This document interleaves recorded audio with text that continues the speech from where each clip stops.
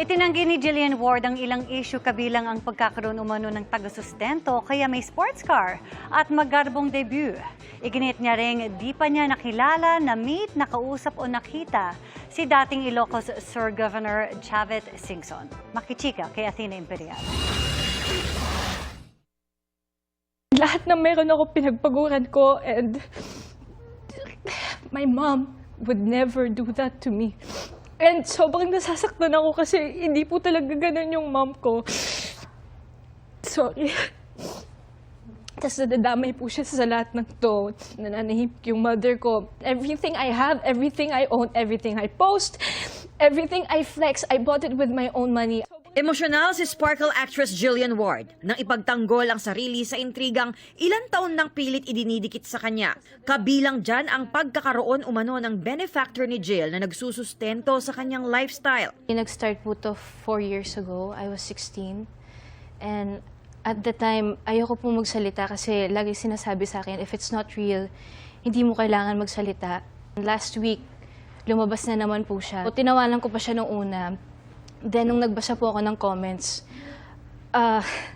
sobrang na-hurt na po talaga ako kasi sobra po yung pambabastos ng mga tao because of fake news. Nakakainsulto para kay Jillian ang mga komento dahil pinaghirapan aniya ang perang ipinambili ng mga meron siya, gaya ng isang sports car. Nabili ko po yung Porsche Boxster. It was a second-hand car.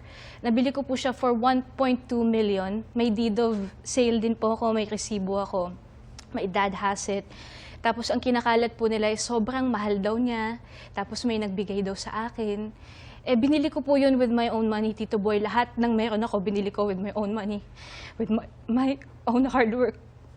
Sinagot din niya ang issue tungkol sa kanyang magarbong debut.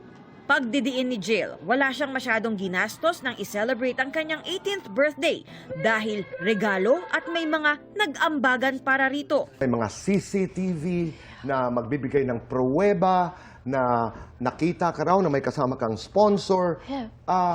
Comment.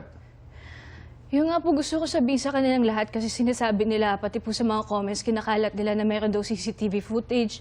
Pumupunta daw ako sa hotels to be with old men na binibigyan po ako ng cars or sinusponsor kan yung debut ko. It's not real. And kung meron silang CCTV footage, I dare them na ilabas po yun. And sana kung maglalabas sila, hindi AI.